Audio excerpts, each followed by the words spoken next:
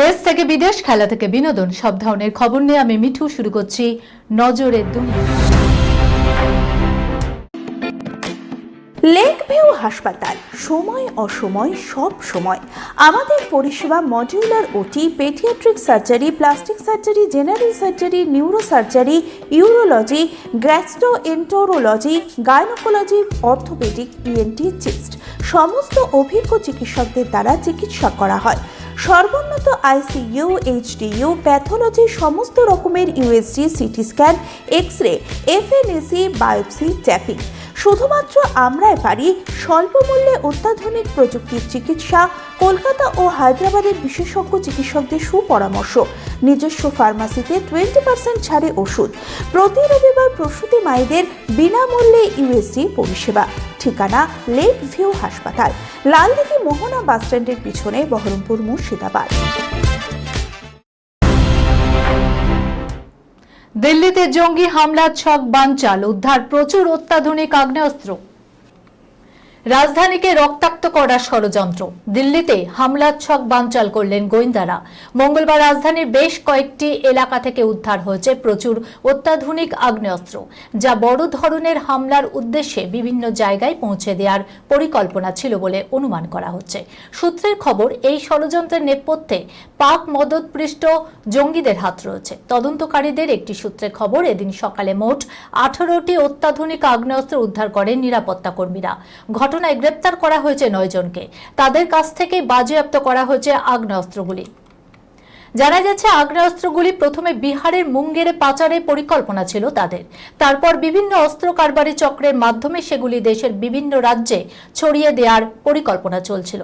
তদন্তকারীরা জানাচ্ছেন, এই ষড়যন্ত্রের সঙ্গে যুক্ত রয়েছে শাহবাজ আনসারি। সে উত্তরপ্রদেশের খুরজার বাসিন্দা। শাহবাজ জাতীয় তদন্তকারী সংস্থার মোস্ট ওয়ান্টেড তালিকাভুক্ত।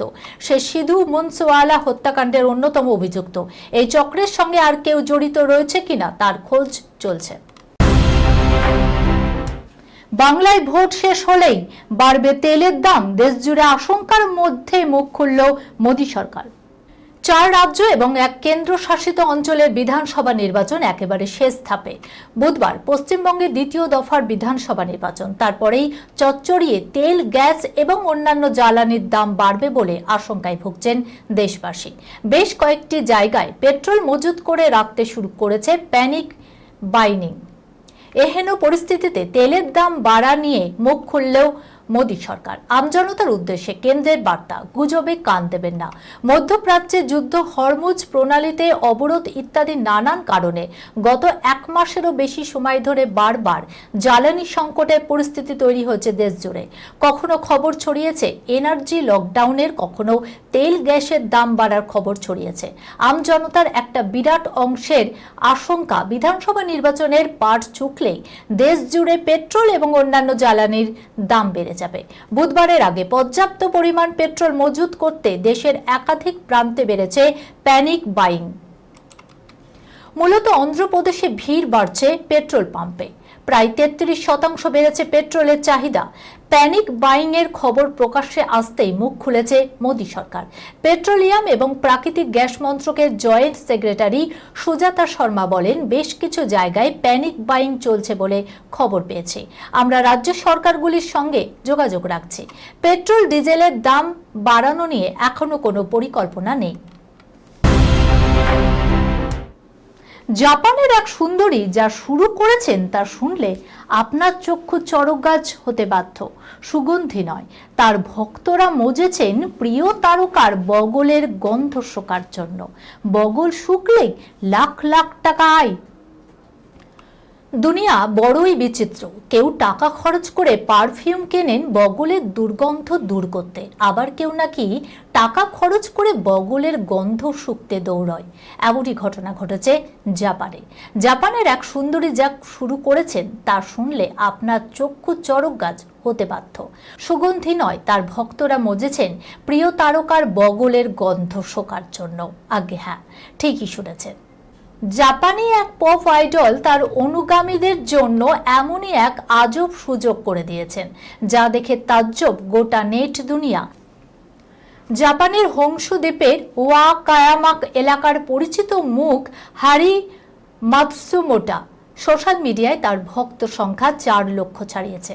সাধারণত গানের অনুষ্ঠানের পর ভক্তদের সঙ্গে শিল্পীরা হাত মেলান, খুব বেশি হলে সেলফি তোলেন।